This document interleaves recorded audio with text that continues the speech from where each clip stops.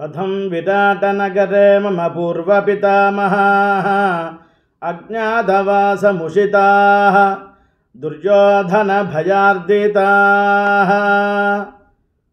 ఈ విధంగా పాండవులు ద్రౌపదీదేవి ధౌమ్యుల వారి యొక్క ఆశీర్వచనాన్ని తీసుకున్నారు. తల్లియు తండ్రియు దైవము ఎల్ల సుహృజ్జనము మీర ఇట్లు కొల్చి వర్తిల్లెడు తెరుంగు ఎంతయు తెల్లము చేసి తిరి బ్రతికితిమి మీ కరుణన్. మా ఇంటి కుల పురోహితులు, మీ వలన మేము బతికిపోయాం. మా తల్లిగారు కుంతీదేవి మహాబుద్ధిశాలి అయినటువంటి విదురుల వారే మాకు చెప్తారు.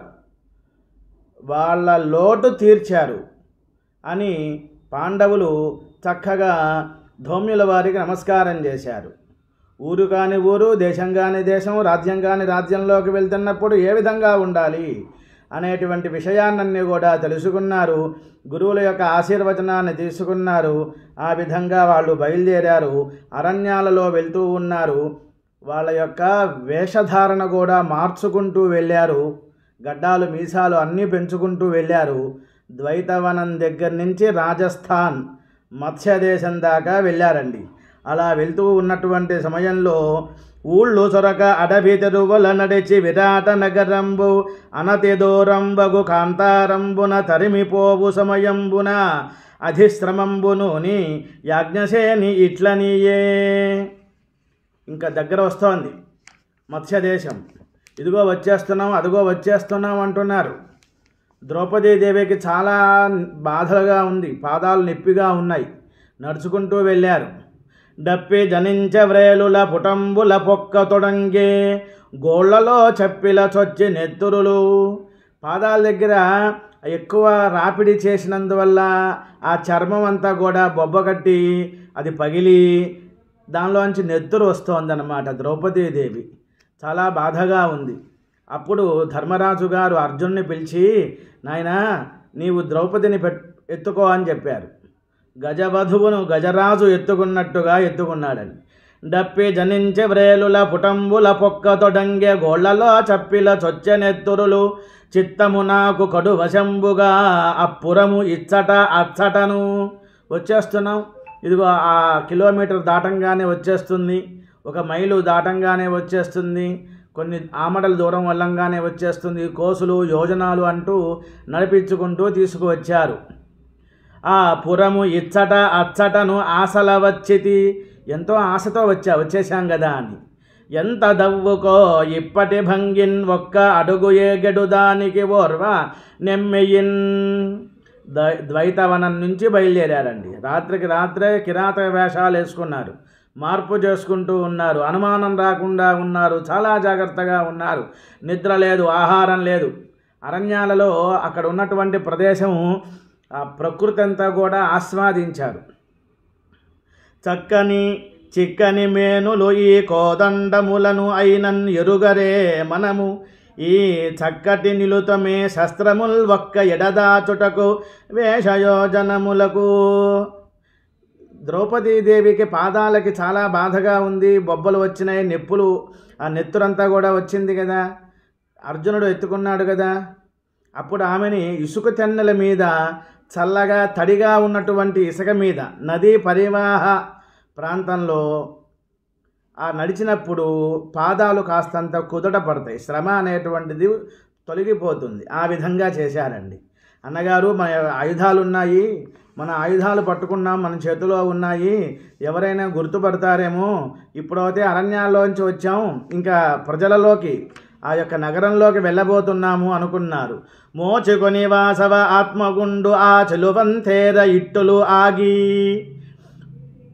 అరిగి పురము దృగ్గోచరముగుటయు తమ్ముల చూచుచు వారలకు ధర్మసుతుడు ఇట్లనియే. చాలా జాగ్రత్తగా ఉండాలి. ఈ ఆయుధాలన్నీ కూడా ఎవరైనా మనం పట్టుకున్నప్పుడు చూస్తే, మనల్ని గుర్తుపడితే మరల 12 సంవత్సరాలు కష్టం. తతో 12 వర్షాన్ని ప్రవేష్టవ్యం వనే పునః ఏకస్మిన్నపి విజ్ఞాతే ప్రతిజ్ఞాతం హినస్తథా. మనలో ఒక్కరిని గుర్తుపట్టినా చాలయ్యా. 12 సంవత్సరాలు అరణ్యవాసం చేయాల్సిందే, అజ్ఞాతవాసం మళ్ళీ చేయాలి.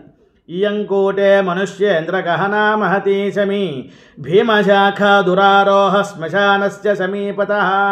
ఇదిగో చూసావా, ఇక్కడంతా శ్మశానంగా ఉన్నది, పర్యత భూమిగా ఉన్నది, పెద్ద పెద్ద చెట్లు ఉన్నాయి, అదేవిధంగా పక్షులన్నీ కూడా తిరుగుతూ ఉన్నాయి, శబ్దాలు చేస్తూ ఉన్నాయి, జంతువులు. శ్మశానానికి అరణ్యానికి మధ్యలో ఉందన్నమాట. అది ఆ దేశానికి కాస్త చివరి భాగంలో, అనగా జనావాసాలందరూ కూడా దాటిన తర్వాత శ్మశానం దాటిన తర్వాత అరణ్యం. అరణ్యంలోంచి వచ్చారు కాబట్టి ముందు శ్మశానం కనబడుతుంది, తర్వాత గ్రామంలోకి పట్టణంలోకి వెళ్తారు పాండవులు. ఆయుధాలు ఎక్కడ పెట్టాలి అనుకున్నారు. పక్షి వ్యాకులంబు పరేత నిలయోపాంతోత్తమున్ డాకిని రక్షోభూత పిశాచ గోచరము దుర్గంధంబునై చూడ చిత్తక్షోభంబు వనరించు అగునట్లు చెంత చేరరాది శమీ వృక్షం బెవ్వరి కిందు పెట్టుదమే పృథివీనాథ శస్త్రాస్త్రముల్. ఈ యొక్క జమ్మి చెట్టు దగ్గర శమీ వృక్షం, ఆ కొమ్మలు కూడా బారులు తీరి ఉన్నాయి, పెద్ద పెద్దగా శాఖలు ఉన్నాయి. అందువల్ల మనం అక్కడ పెట్టుకున్నట్లయితే ఆయుధాలు ఎవరూ గుర్తుపట్టరు, భద్రంగా ఉంటుంది అనుకున్నారు. ఉత్పథేహి వనే జాత మృగవ్యాల నిషేవితే సమీపే చ శ్మశానస్య గహనస్య విశేషతః సమాధాయ ఆయుధం శమ్యాం గచ్ఛామో నగరం ప్రతి ఏవం అత్ర యథాయోగం విహరిష్యామి భారత.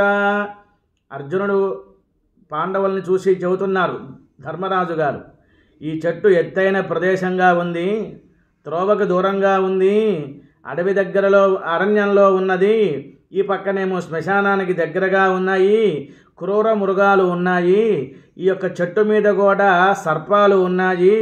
ఈ యొక్క శమీ వృక్ష ఆయుధాలు, ఈ శమీ వృక్షం మీద ఆయుధాలు పెడదాము, భద్రపరిచి నగరంలోకి వెళదాము, సుఖంగా సంచరిద్దాము, ఈ ఒక్క సంవత్సరం చాలా జాగ్రత్తగా ఉండాలి అని ఆ యొక్క వృక్షానికి ఆయుధాలకి నమస్కారం చేస్తూ బ్రహ్మ విష్ణు మహేశ దిక్పాల చంద్ర సూర్య వనదేవతా పితృస్తు వనర్చి.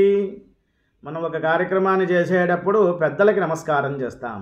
ఆ విధంగానే ఆయుధాలు భద్రంగా ఉండటానికి బ్రహ్మ విష్ణు మహేశ్వరుల్ని, దిక్పాలకులు, సూర్యచంద్రులు, వనదేవత. మనకి ఆషాఢ మాసంలో శాకంబరి వృక్ష ఆరాధన చేస్తాం, శాకంబరి నవరాత్రి ఉత్సవాలని, వారాహి నవరాత్రులని.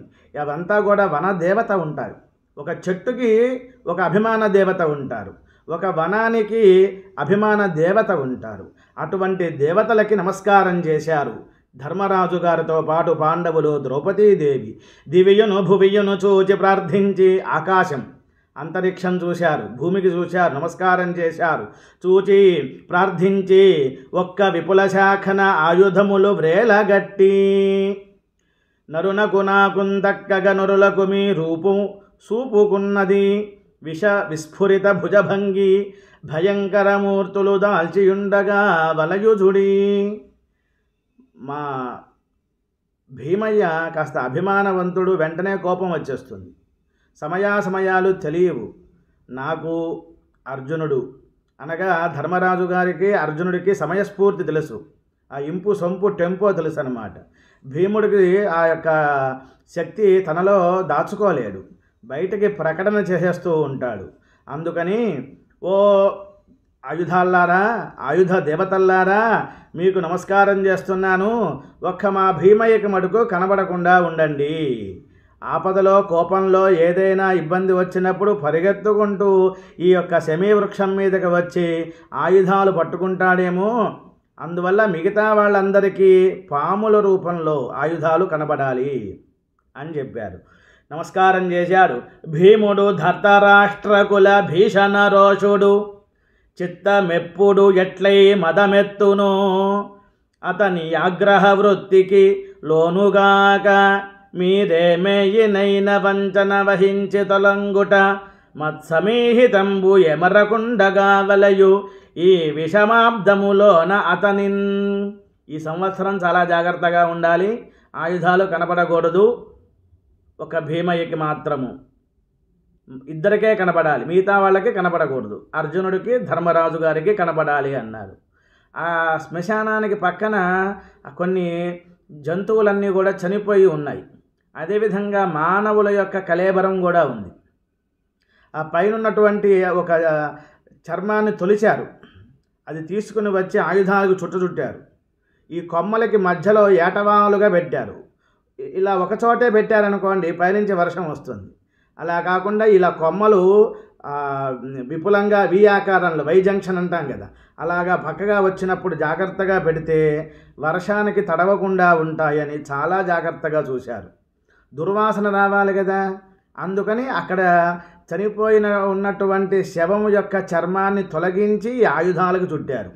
శరీరంచ మృతస్యేకం సమబధ్నంత పాండవా వివర్జయిష్యంతి నరాహ దూరా దేవశమీమిమాం ఆ బద్ధం శమిత్రతేతి గంధమాఘ్రాయ పూతికం అశీతి శతవర్షేయం మాతాన ఇతి వాదినః.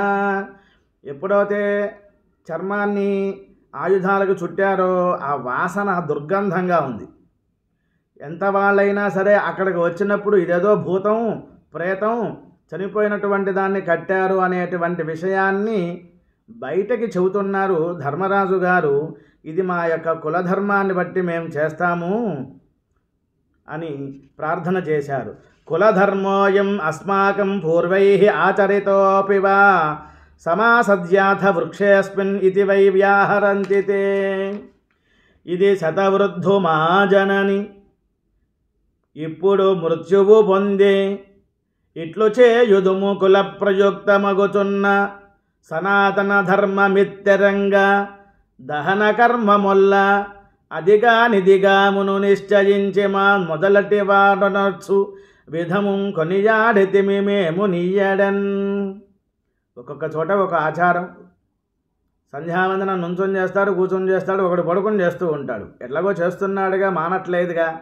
ఆ విధంగానే మనకి చూడండి కొన్ని వివాహాలలో చిన్న పిల్లలప్పుడు బంగారపు ఉంగరం పారేసుకుంటారేమో అని ఈ యొక్క ఉంగరం వేలికి ఒక ఉంగరం పెట్టినప్పుడు తాడు తీసుకొని దారం గాజుకి కడతారు. అది చిన్నతనంలో వివాహాలు పూర్వకాలంలో జరిగేవి. ఇప్పుడు మనకి అది నిషిద్ధం కదా. అందువల్ల అదే ఆచారాన్ని 18-20 సంవత్సరాలు వచ్చిన పిల్లలకు కూడా కడుతున్నారు. అది మా ఆచారం, మా తాతగారు కట్టారు, అదేవిధంగా మా నాన్నగారు తరఫు వాళ్ళు పెద్దవాళ్ళు చేశారు అని ఎలా అయితే మనం అంటూ ఉంటాము. ధర్మరాజు కూడా ఈ యొక్క ఈమె మా తల్లి అంటే మమ్మల్ని రక్షించేటువంటిది. ఆయుధాలు రక్షిస్తూ ఉంటాయి కదా, ఇప్పుడు ఆయుధాలతో పని లేదు, అందువల్ల మేము అక్కడ పెట్టాము అనేటువంటిది నర్మగర్భంగా వస్తుంది తప్ప అబద్ధం చెప్పలేదన్నమాట. అందువల్ల మేము ఖననం చెయ్యము, దహనం చెయ్యము, గొయ్యి తీసి పాతిపెట్టము, అదేవిధంగా దహనం చెయ్యము. ఈ విధంగా చెట్టుకి కట్టడమే మా ఆచారం అని వెళ్ళేటువంటి పోరగాళ్లకు పిల్లగాళ్ళకు కూడా చెప్పారు. అది తెల్లవారుజామున అవుతోంది. అందరూ కూడా రైతులు పొలానికి వెళ్ళేటువంటి వాళ్ళు, వేరే ఊర్లకు వెళ్ళేటువంటి వాళ్ళు, బహిర్ప్రదేశానికి వెళ్ళేవాళ్ళు, వాళ్ళందరికీ వినబడేటట్లుగా ఇది శతవృద్ధు మా జనని ఇప్పుడు మృత్యువు పొందే. ఈమెకి 100 సంవత్సరాలు, ఇప్పుడు చనిపోయింది. ఇట్లు చేయుదుము, ఇలా కట్టేస్తాం మేము. కుల ప్రయుక్తమగుచున్న సనాతన ధర్మమిత్తరంగా. కులము అంటే ఇల్లు, మా ఇంటి ఆచార ప్రకారంగా సనాతన ధర్మం ఎన్నో సంవత్సరాల నుంచి వస్తోందన్నమాట. దహన కర్మముల్ల, దహనం చెయ్యము, అదిగా నిదిగామును నిశ్చయించి మా మొదలటి వాడనర్చు. మా పెద్దవాళ్ళు ఏం చేశారో మేము అది చేస్తున్నాం. విధము వనర్చు విధముగా మొదలటి వారు వనర్చు విధము కొనియాడితి మేము నీయడన్ అన్నారు. అప్పుడు చక్కగా నమస్కారం చేశారు. వీళ్ళందరూ కూడా నిక్నేములు పెట్టుకున్నారు బయట వాళ్ళకి తెలియకుండా. పాండవులు జయో జయంతో విజయ జయత్సేనో జయద్బల ఇది గుష్యాని నామాని చక్రే తేషాం యుధిష్ఠిర.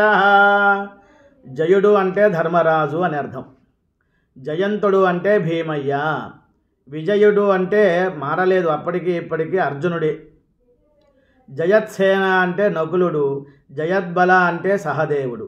ఈ విధంగా మారు పేర్లు పెట్టుకున్నారు. ఆ వృక్షాన్ని మీద ఉన్న శమీ వృక్షం మీద ఉన్న ఆయుధాలకి నమస్కారం చేసి దుర్గాదేవికి నమస్కారం చేశారు. తూర్పు ముఖంగా అభిముఖంగా దుర్గాస్తుతి చేశారు పాండవులు. ఆ జగన్మాతకు నమస్కారం చేశారు. దుర్గా అంటే దుష్టమైన స్థితి నుండి దాటించేటువంటి తల్లి, దుర్లభమైన తల్లి జగన్మాత, ఇచ్ఛాశక్తి, జ్ఞానశక్తి, క్రియాశక్తి, త్రిమూర్తి స్వరూపిణి, దురితములు పోగొట్టేటువంటి దేవత. అమ్మకి స్తోత్రం చేశారు. అలా బయలుదేరారు. ఎవరికి వాళ్ళు విడివిడిగా వెళ్ళిపోయారు.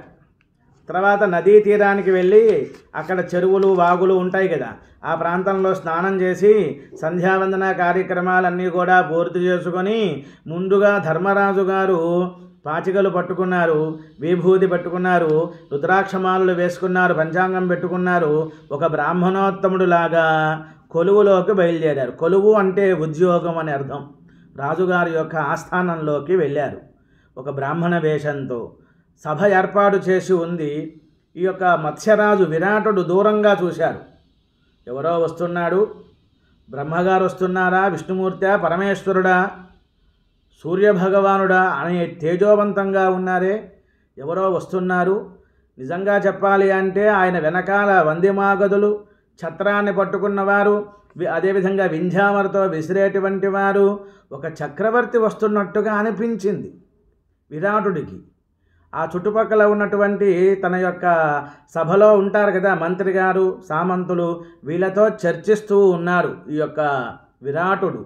తతో విరాటం ప్రథమం యుధిష్ఠిరః రాజా సభాయాముపవిష్టమావ్రజతు వైదూర్య రూపాన్ ప్రతిముచ్య కాంచనాన్ అక్షాన్ సకక్షే పరిగృహ్య వాసస. ఆశ్చర్యపోతున్నాడు. మంత్రులతో మాట్లాడుతూ ఉన్నారు, గుసగుసలు చేస్తూ ఉన్నారు. ఎవరు అని.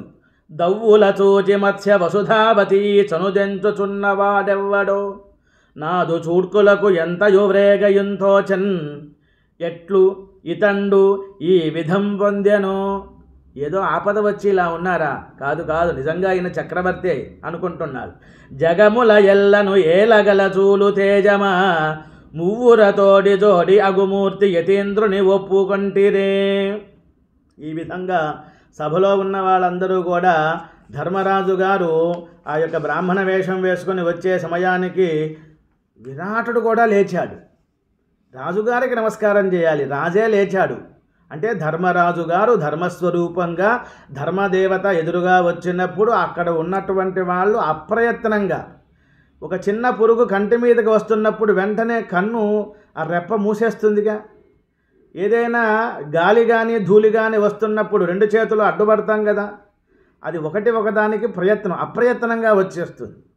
యయ్యది జన్మభూమి కులమెయ్యది ఎయ్యది ఉన్న చోటు పేరెయ్యది మీరు ఇందులకు ఇప్పుడు వచ్చిన దానికి గతం వెయ్యది నాకు ఇంతయును నేర్పడుగా నెరింగింపుడున్న రూపమయ్యది నా ఉడున్నరవరాగ్రనికయ్యతి ముఖ్యుడు ఇట్లనిన్.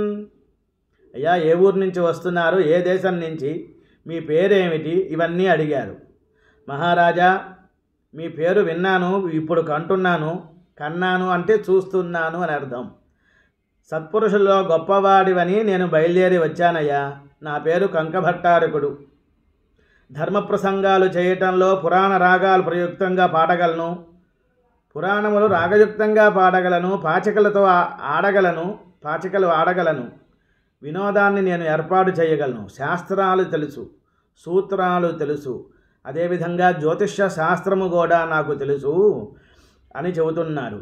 నృప నయ విద్యకుంతగిన ఏర్పలవడ్డది కొంత ధర్మపరుల సంగతింతగలి మచ్చిక నుండుదు పేరు కంకుడు ఏవపు కొలువునైన నాకు నిలువన్. పిచ్చి మాటలు మాట్లాడిన, వేదాన్ని కాస్తంత నిందించిన, అధర్మం ఎక్కువగా మాట్లాడుతున్నా నేను ఉండను, ఎంగిలి పెట్టినా నేను ఉండను, ఇది నా వ్రతము అంటున్నారు. ఏవపు కొలువైన నాకు నిలువన్ మది కొల్పదు కాన నిన్ను భూమిపతులలోన సాధుజనమిత్రుడా అని విని కొల్వవచ్చి తిన్. శాస్త్రాలు తెలుసు, సూత్రాలు తెలుసు, నీకు చెబుతాను, కాలక్షేపానికి పనికి వస్తా. కాళ్ళు కడగమన్నా, ఎంగిలి పెట్టినా, హేయపు మాటలు చెప్పినా నీ కొలువులో నేను ఉండలేను, ఇది నా వ్రతం అంటున్నాడు కంకుడు. నిన్ను నెత్తిన పెట్టుకుంటా, మీ సలహాలు నేను తీసుకుంటాను అన్నాడు విరాటుడు. ధర్మదేవత వచ్చినప్పుడు, ధర్మరాజు వచ్చినప్పుడు అప్రయత్నంగా అంతటా వెంటనే లేచాడు. ఉచిత ఆసనం వేశారు, అర్ఘ్యపాద్యాదులతో పూజించారు, నమస్కారం చేశారు.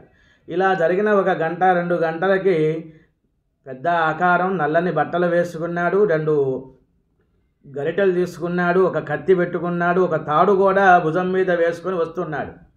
ఎవరు అనుకుంటున్నారు?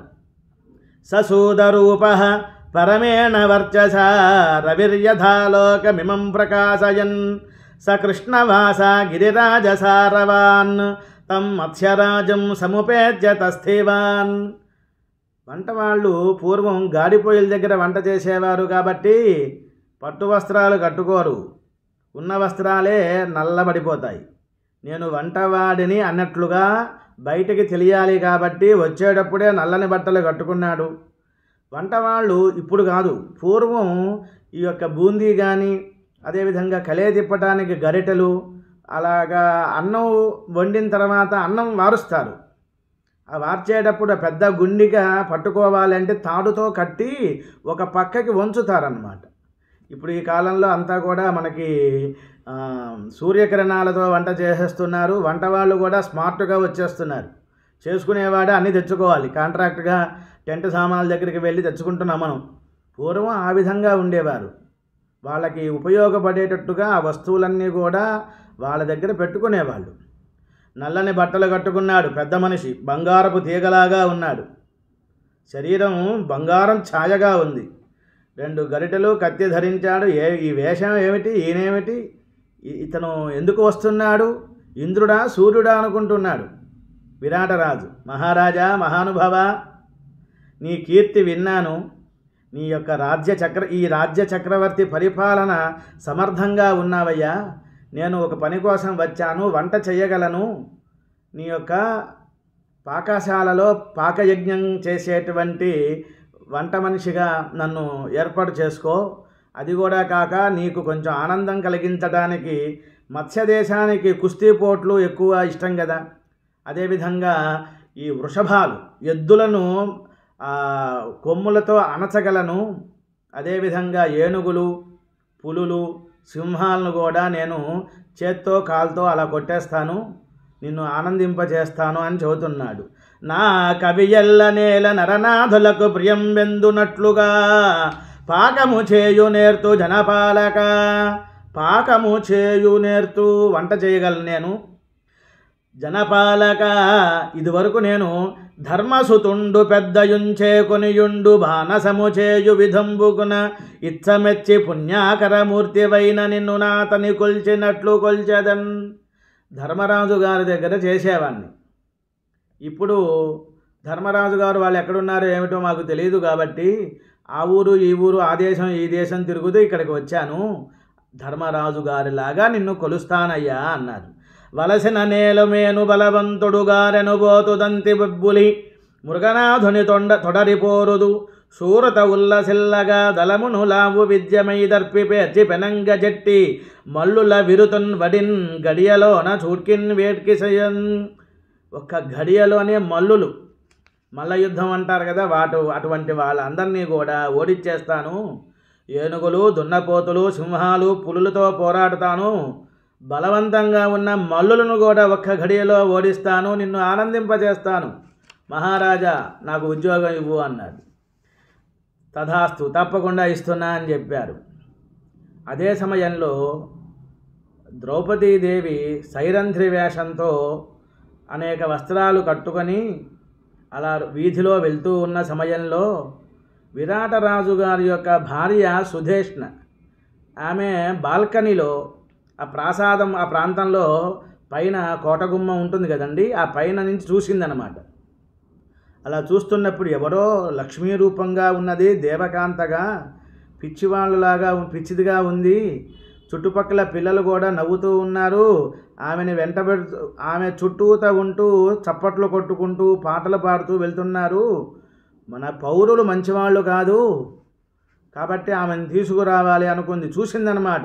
విరాటస్య తు కైకేయీ భార్య పరమసమ్మత ఆలోకయంతి తదృశే ప్రాసాదా ద్రుపదాత్మజాం. ఎప్పుడైతే సుధేష్ణ చూసిందో విరాటరాజు భార్య, సా సమీక్ష్య తథా రూపాం అనాథాం ఏకవాససం సమా ఆహూయ బ్రవీతు భద్రేకాత్వం కించ చికీర్షసి. ద్రౌపదీదేవి సైరంధ్రి వేషంతో వీధుల్లో వెళ్తూ ఉంది. అప్పుడు వెంటనే ఇద్దరు చెలికెత్తల్ని పిలిచి ఆమెను తీసుకురండి అన్నారు. వెంటనే ఆమె దగ్గరికి వెళ్ళి మా రాణిగారు పిలిచారు, రండి అన్నారు. లోపలికి వచ్చింది. ఎక్కడ నుండి ఎక్కడకు నీగేగిడెను ఇది ఒక్క కాంత, రూపెక్కుడు పెంపు సొంపునకు ఏర్పడుచున్నది, తా వినీత ఏ సృక్కుచు నీచభామినులను చొప్పున పలికేడు పౌరులు. మానవులు కొన్ని సమయాల్లో ధర్మంగా మాట్లాడరు, తక్కువగా మాట్లాడతారు, చిన్న చూపుగా మాట్లాడతారు. ఎవరో ఒకరు తప్పు చేశారంటే స్త్రీలలో అందరినీ సమంగా చూస్తారు. అలా చూడకూడదు. ఈమె సాక్షాత్తు మహాలక్ష్మి స్వరూపిణి, దేవయోనిజ నుంచి ఆవిర్భవించినటువంటిది అనుకున్నదన్నమాట. వెక్క సమంది చూచెదరు వేగమతోడ్కను రెండు రెమ్మితోన్ అని పిలుచుకొచ్చారు. ఎవరమ్మా నీవు, నీ పేరేమిటి, ఏ పని మీద వెళ్తున్నావు అని అడిగింది సుధేష్ణ. అప్పుడు ద్రౌపదీదేవి చెబుతోంది సుధేష్ణతో, నేను సైరంధ్రి జాతిలో పుట్టాను, నా పేరు మాలిని అంటారు, నాకు 5 భర్తలు గంధర్వులు, ఒక నియమంతో ఉన్నాను, అరణ్యాల్లో తిరుగుతూ ఉన్నాను, 1 సంవత్సరం పాటు నీ దగ్గర ఉంటాను, కందమూల ఫలాలు స్వీకరిస్తాను, అదేవిధంగా బ్రహ్మచర్యాన్ని అవలంబిస్తాను, ఇది నా వ్రతము, నా భర్తలు నన్ను ఎప్పుడూ కాపాడుతూ ఉంటారు, వారి యొక్క ఇల్లాలని కాబట్టి నేను నీచ పనులు చేయను, పచ్చిగంధం తీయమన్నా, రకరకాల తిలకాలు దిద్దమన్నా, పూలమాలలు ముద్దగా కట్టమన్నా నాకు వచ్చు. పూర్వము ద్రౌపది నన్ను మాలిని అని పిలిచేది అని చెప్పారు. అనినం కేకయరాజనందన ప్రభుతాశ్చర్యమై ఇట్లనిన్ విను, నీ రూపము చూచి మా నృపతి ఉవ్విల్లూరునే, నిమ్మెయ్యం పనుగొందుం తగనితులుం తగిలి నీపై చూడ్కినే కొల్పి, నే మనమ్ముల విస్మయమందు చూచెదరు భామా పల్కుల్ ఇంకేటికిన్. నిన్ను ఉంచుకోవడానికి మా రాజ్యంలో నా దగ్గర నాకు సహాయంగా ఎటువంటి ఇబ్బంది లేదు. పురుషులు పాడు చిత్తం కలిగిన వారు, అందులోనూ మా ఆయన పెద్దవారే వయసు అయినా నిన్ను చూసి ఒకవేళ నీ మీద ప్రేమ వచ్చిందనుకో, నా కొంప ఎసరబడతావు కదా, నాకే ఇబ్బంది అవుతుంది అంటే, నేను అటువంటి దాన్ని కాదు, నేను సైరంధ్రి జాతికి సంబంధించిన దాన్ని. అలా ఎవరైనా నీచ పనులు, నీచపు చూపులు నన్ను ఇబ్బంది పెడితే నా గంధర్వులు, నా భర్తలు 5 కూడా అతన్ని చంపుతారు, మరునాడు ఉదయం సూర్యోదయాన్ని చూడలేరు అని చెప్పారు. వెంటనే ఆమె కూడా సహాయంగా సైరంధ్రిని మాలినిగా తన యొక్క పచ్చిగంధాలు తీస్తూ ఏర్పాటు చేసుకుంటూ ఉన్నదనమాట. శారదోత్పల పత్రాక్ష్య శారదోత్పల గంధయా శారదోత్పల సేవిన్యా రూపేణ సదృశీ శ్రియా. శరత్కాలపు కలువ రేకులు ఏ విధంగా అయితే ఉంటాయో ఆ రేకులు అమ్మవారి యొక్క ద్రౌపదీదేవి యొక్క నేత్రములు ఆ విధంగా పరిమళిస్తూ ఉన్నాయి. కలువలతో సేవించిన లక్ష్మితో సమానమైన రూపం. ఇటువంటి ఆమె దాసీగా ఉండటమా నా పక్కన, ఏమిటి ఎంత విధి వైపరీత్యం అనుకుంటోంది సుధేష్ణ. తర్వాత అర్జునుడు కూడా వచ్చాడు ఈ యొక్క విరాటరాజు కొలువులోకి. వచ్చి, అయ్యా మీ యొక్క కుమార్తె ఉత్తర ఉన్నది కదా, ఆమెకి డ్యాన్స్ నేర్పిస్తాను, నృత్యం నేర్పిస్తాను, సంగీతం నేర్పిస్తాను, వాయిద్యాలు నేర్పిస్తాను. అథాపరో దృశ్యత రూప సంపద స్త్రీణాం అలంకారధరో బృహత్పుమాన్ ప్రాకారవప్రే ప్రతిముజ్యకుండలే దీర్ఘచ కంబు పరిహాటకే శుభే బాహూచ దీర్ఘాన్ ప్రవికీర్య మూర్ధజాన్ మహాభుజో వారణతుల్య విక్రమ గతేన భూమిం ప్రతికంపయంస్తదా విరాటమాసాద్య సభా సమీపత. అంతకు ముందుగానే అర్జునుడు బృహన్నలగా వస్త్రధారణ ఎలా ఉంది అంటే చీర కట్టుకున్నాడు, పరికిణీ లంగా ఇవన్నీ వేసుకున్నాడు. భుజాల మీద ఇటు అటు అక్షయ తూర్యాలు ఉన్నాయి కదా పూర్వం, అందువలన ఈ ప్రాంతం అంతా ఉబ్బుగా ఉంటుందన్నమాట. ఇప్పుడు మనం చూడండి సాఫ్ట్వేర్ వాళ్ళు ఆ మౌస్ పట్టుకొని ఇలా తిప్పుతూ ఉంటారు. తిప్పినప్పుడు ఈ ప్రాంతంలో కొంచెం బాగా రోజు రాపిడి అయ్యి చిన్న కాయగా వస్తూ ఉంటుంది. ఆ విధంగానే బాణాల దెబ్బలతో, ఆయుధాలతో, గాంధీవం పట్టుకొని అక్షయ తూణీరాలతో శరీరం మీద ఉన్నప్పుడు ఆ దెబ్బలు, ఆ వాపు ఎలా అయితే ఉంటుందో ధైర్యవంతంగా ఆ యొక్క బాహువులు చూడంగానే వెంటనే అర్జునుడు అని గుర్తుపడతారని ఒక రవిక వస్త్రం కప్పుకొని ఇక్కడి నుంచి ఇక్కడ దాకా గాజులన్నీ వేసేసుకున్నాడు, గుర్తుపట్టకుండా ఉండాలని. జుట్టుని చక్కగా జడ వేసుకొని పూలమాలలు కూడా అలంకారం చేసుకున్నాడు. అప్పుడప్పుడు ఆ జడని పట్టుకొని అటు ఇటు ఊపుతూ ఉన్నాడు. మగవాళ్ళు కూడా పువ్వులు పెట్టుకోవాలి, పూల రంగడు అనేవాళ్ళు, పూలమాలలు వేసుకునేవారు, ఆడవాళ్ళు పెట్టుకునేవాళ్ళు అన్నమాట. ఆ విధంగా ఆడుదనంబు నిక్కమునకారసి సూచన లేదు, పుంస్త్వంబోడిమి తప్పియున్నది, నపుంసక జన్మం అవశ్య భోగ్యమై వాడిమి కల్గు శాపమున వచ్చే, పురాకృత కర్మ భావమై ఎవ్వాడను నేర్చునే, తొలగవై వగనుర్వగ పోవచ్చుని. హరినాపి హరేనాపి బ్రహ్మనాపి సురైరపి లలాట లిఖితం. నేను చిన్నప్పటి నుంచి కూడా నాకు ఎవరు ఏమీ పని చెప్పరు. ఆడవాళ్ళ దగ్గరికి వెళ్ళి వాళ్ళతో మాట్లాడుతూ సంగీతం, నాట్యము, నృత్యము, పాటలు పాడుతూ ఉంటాను. పురాకృత జన్మలో, పూర్వజన్మలో చేసుకున్నటువంటి పాపం వలన నేను అనుభవిస్తున్నాను అనేట్లుగా ఈ యొక్క విరాటరాజు చుట్టుపక్కల ఉన్నటువంటి మంత్రి గారు, ఆ మిగతా వాళ్ళందరూ కూడా అతని యొక్క రూప లక్షణాలను బట్టి తెలుసుకున్నారు. చక్కగా మీ అమ్మాయికి విద్య నేర్పుతారండి, అతను అటువంటి వాడే, ఇతను మగవాడు కాదు, అలా అని ఆడది కూడా కాదు అన్నాడు. నేను వండు పనులకు సెలవు లేకునికి చేసి అభ్యసించితీమి, శైశవమాదిగాక దండలాసక విధమున కుండలియును ప్రేక్కనంబు తిరుంగున ప్రేరణంబు. బృహన్నల ఈ యొక్క ఉత్తరని పిలిచారు. గురువుగారికి నమస్కారం చేసింది, మా కుమార్తెకు డ్యాన్స్ మాస్టర్గా ఉండు అని చెప్పారు. ఈ విధంగా పాండవులు, అర్జునుడి తర్వాత నకుల సహదేవులు కూడా ఇద్దరు కూడా వచ్చారు. వచ్చి ఒకళ్ళేమో గోశాలలో, ఒకళ్ళు అశ్వశాలలో పనికి నియమింపబడ్డారు. అలా రోజులు గడుస్తూ ఉన్నాయి. 4వ నెల వచ్చింది. జీమూతుడు అనే ఓ మల్ల యుద్ధం చేసేవాడు వచ్చాడు. రాజుగారిని కూడా ఓడిస్తాను అన్నాడు. చాలామంది అతని దగ్గర ఓడిపోయి ఉన్నారన్నమాట మల్ల యుద్ధంలో. అప్పుడు ధర్మరాజు గారు చెప్పారన్నమాట, ఏమని అంటే, ఈ వంటవాడు ఉన్నాడు కదండి, అతన్ని పిలవండి, అతన్ని పిలిచి అతను మల్ల యుద్ధం చేస్తాడు అని చెప్పారు. వెంటనే అతను ఈ యొక్క వలలుడు వచ్చాడు. వచ్చిన తర్వాత ఆ జీమూతుణ్ణి మల్ల యుద్ధంలో ఓడించాడు. రాజుగారికి ఆనందం కలిగింది, ఆభరణాలు ఇస్తూ ఉన్నాడు. ఈ విధంగా ఒకరు సహాయ సహకారాలు చేసుకున్నారు. విరాటరాజు యొక్క కొలువులో కంకభట్టారకుడేమో ధర్మరాజు గారు కదా, పాచికలు ఆడుతూ ఆనందంగా ఉంటే ఆయన ఒక నగ ఇస్తూ ఉండేవాడు, వస్త్రాలు ఇస్తూ ఉండేవాడు. భీముడు కూడా ఈ యొక్క మల్లయుద్ధం చేసిన మాత్రమునే అతనికి ఆభరణాలు ఇస్తూ ఉండేవారు.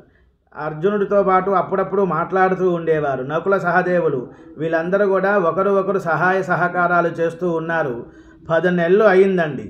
ఈ 10 నెలలు అయిన తర్వాత సుధేష్ణ యొక్క సోదరుడు కీచకుడు వచ్చాడు.